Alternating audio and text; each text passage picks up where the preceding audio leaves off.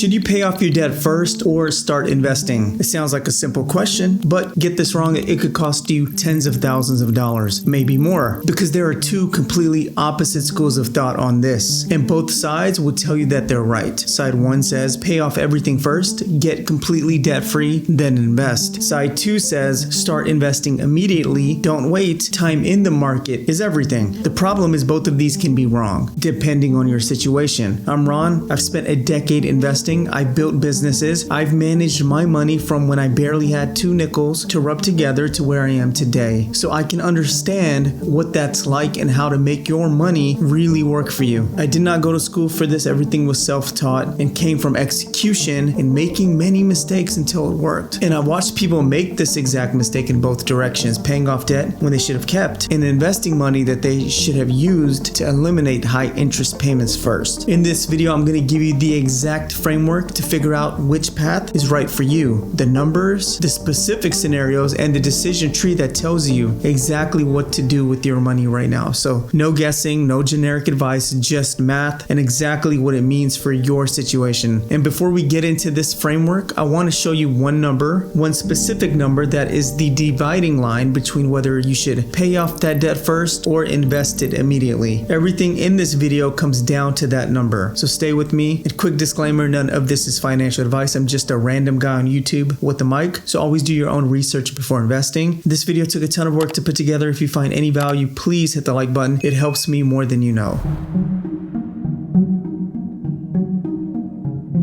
Here's why most people get this wrong. They treat debt and investing as opposites, like they have to choose one or the other, like they're on opposite ends of the spectrum and you have to pick a side. They're not opposites. They're both financial tools, and the question is never which one is good and which one is bad. The question is always whether one gives me a better return on this dollar right now and what will serve me best. That's it. That's the entire framework in one sentence. Every dollar you have is making a decision whether you like it or not. If it's sitting in a checking account earning nothing, it's losing value to inflation. If it's paying down a 20% interest credit card, it's generating a guaranteed 20% return. If it's invested in VOO, it's generating a historical average of 10% annually. The goal is to always put every dollar where it generates the highest return. Sometimes that's investing, sometimes that's paying off debt, and sometimes it's both at the same time. But here's what makes this genuinely complicated. The math isn't the only variable. Psychology matters too. Behavior matters. And a strategy that's mathematically optimal but emotionally unsustainable is not actually the right strategy for you. We're going to cover both, the math and the behavior, because you need both to make the right call. The dividing line is 10%. That is the historical average annual return of the S&P 500. That is what a broad market index fund like VOO has returned on average since inception. So here is the rule. If your debt is costing you more than 10% interest, pay it off before you invest a single dollar, because paying off that debt is guaranteed return that beats the market. If your debt is costing you less than 10% interest, the math starts to favor investing alongside it rather than eliminating it first. That's the dividing line, 10%. Everything else in this video is context around that number. But if you remember nothing else, remember that. Let's start with the most obvious scenario first. You have a credit card debt. The average credit card interest rate in the United States right now is hovering around 24%. Some cards are higher. Here's what 24% interest actually means in real dollars. Let's say you have $5,000 on a credit card at 24% interest. You make minimum payments. Over the course of a year, before you've paid down a single dollar of principal, you've paid approximately $1,200 in interest alone. Now compare that to investing. The S&P 500 averages 10% annually. On $5,000 invested, that's $500 in returns over a year. You're paying $1,200 to carry the debt. You're earning $500 by investing. You are losing $700 every single year by choosing to invest instead of paying off that card. The math isn't even close, and it's definitely not a conversation. High interest debt, anything above 10%, gets eliminated before you invest a single dollar. Credit cards, personal loans at high rates, and debt costing you more than what the market returns, paid off aggressively. Treat it like the highest returning investment because mathematically it is. And here's a psychology bonus. Eliminating that high interest debt gives you immediate guaranteed return. The market can go up and down any given year. Paying off a 24% credit card is a 24% return that is locked in the moment you make that payment. No volatility, no risk, guaranteed. Let's talk about the scenario where the answer is not so obvious. You have a mortgage at 6%, a student loan at 5%, and a car payment at 4%. These are real numbers that millions of people are carrying right now. Should you aggressively pay these off before investing? Let's run the math. We like math because we know that numbers don't lie. You have $10,000 of debt at 5% interest. The minimum payment is $150 a month. You have an extra $200 a month that you can put towards your finances. Option A, put the full $350 a month toward your debt. Pay it off in roughly 2.5 years. Then invest $350 a month for the remaining time. Option B, pay the $150 minimum on the debt. Invest the extra $200 a month immediately into a low-cost index fund, averaging 10% annually. Here's what the math shows over 6.5-year period. Option A, debt first, then invest. You end up with approximately $19,000 in investments. You paid roughly $650 in total interest. Option B, minimum payments plus investing. You end up with approximately $20,000 in investments and you paid roughly $1,700 in total interest. The difference, about $1,000 in your favor of investing alongside of the debt. Now here's the honest truth about the number. It's close, uncomfortably close. Small changes in assumption, market returns, consistency, timing can easily tip either way. And that's exactly the point. When debt interest is low, the math doesn't even give you a clear winner, which means the right answer stops being purely mathematical and starts being more subjective. This is why you hear different takes from those teaching personal finance. Let's ask ourselves, how comfortable are we with carrying debt? How disciplined are you at investing consistently? How would you feel watching your portfolio fluctuate while you're still making debt payments? If carrying debt keeps you up at night, pay it off faster. The peace of mind is worth the marginal mathematical difference. If you can carry low interest debt comfortably and invest consistently without panic selling, the math slightly favors investing alongside of it. Know yourself. The best financial strategy is the one that you actually execute. Before you make any decision about debt payoff versus investing, there are two things that have to be in place first, non-negotiable, no exceptions, and you hear me talk about this in my videos all the time because it has to be done. First, an emergency fund, 3 to 6 months of expenses, sitting in a high yield savings account, earning 4 to 5% interest, not invested in the market, not used for anything except genuine emergencies. And here's why that matters for the debt versus investing decision. Without an emergency fund, you are one bad month away from being forced to take on more debt or liquidate investments at the worst possible time. Your car breaks down, a medical bill, and suddenly the progress you made for paying off debt or building your portfolio gets wiped out in a single week. Build the emergency fund first, then make the debt versus investing decision. Second, if you have an employer, your employer 401k match. If your employer matches your 401k contributions, capture the full match before doing anything else. Before debt payments, before additional investing, a 50% employer match is guaranteed. 50% return on that money before it even hits the market. No debt interest rate on earth beats that. It is the single highest returning financial move available for most people, and most people leave it on the table. So emergency fund first, full 401k match second. Then decide between aggressive debt payoff and investing. Let me give you the complete framework step by step in order. Step 1, build your emergency fund, 3 to 6 months of expenses, high yield savings account, done first, always. Step 2, capture your full employer 401k match. This is free money with a guaranteed return that always beats everything else. Take every dollar of it. Step 3, identify your interest rates. List every debt that you have, write down the interest rate next to each one. This is the only number that matters for the next decision. Step 4, apply the 10% rule. Any debt above 10% interest, eliminate it aggressively before investing further. Any debt below 10%, pay the minimums and invest the difference. Step 5, open a Roth IRA. Once high interest debt is gone and your 401k match is captured, max your Roth IRA. Current contribution limit, I think, is like $7,000 per year. Your investments grow tax-free, completely tax-free. On a lower income, you are probably in the lowest tax bracket you will likely ever be in. Lock in that tax-free growth now. Step 6, invest consistently, VOO, QQQ, whatever you like, broad market, index funds, low fees, automatic monthly contributions, long time horizon, let compound growth do that work for you. Step 7, pay down remaining low interest debt on your timeline. With the high interest debt gone, investing automated, any extra cash flow can go towards accelerating low interest debt payoff, and it gives you that peace of mind. Or it can go into into a brokerage account. Either is reasonable choice at this stage. That is the complete framework. 7 steps in order. But here's the thing that nobody wants to talk about, but we will. The debt versus investing debate is that most people don't fail because they chose the wrong strategy. They fail because they chose no strategy. They pay off some debt, they invest a little, then they stop when the market drops. They put extra money towards the debt again. They pull it back out for something else. No system, no automation, no consistency. And that result is a portfolio that never even had a chance and never gains a real momentum, and debt that never fully goes away. The fix is the same regardless of which path you choose. Automate everything. If you're in aggressive debt payoff mode, set up automatic extra payments on the same day every month. Treat it like a rent. If you're investing alongside of low interest debt, set up automatic investment contributions on the same day every month, same amount every single time. Remove that decision entirely. Consistency beats strategy every single time. A slightly suboptimal plan executed perfectly will always outperform a perfect plan executed inconsistently. Pick your path, automate it, and get out your own way. Let me bring it back to the question that we started with. Should you pay off your debt first or invest it? The answer is it depends on one number, your interest rate. Above 10%, eliminate the debt before you invest. It is your highest returning financial move, guaranteed risk-free. Below 10%, capture your employer match, build your emergency fund, open your Roth IRA, and invest consistently alongside of your minimum debt payments. The math slightly favors it, and time in the market is a resource you cannot get back. The goal was never to be debt-free. The goal was never to have the biggest portfolio. The goal is to build wealth as efficiently as possible, with every dollar working as hard as it can in the right place at the right time. Now you have the framework to make that decision, not based on what someone random told you, not based on what it feels like, based on the math and what you know about yourself. That combination is what separates people who build real wealth and people who stay stuck. My name is Ron. Once again, I appreciate your time and support. Drop a fire emoji if you're still watching, like and subscribe. Hype this video if you see that option. Send it to someone who needs to hear this, and watch this video next to see which ETFs are best for you.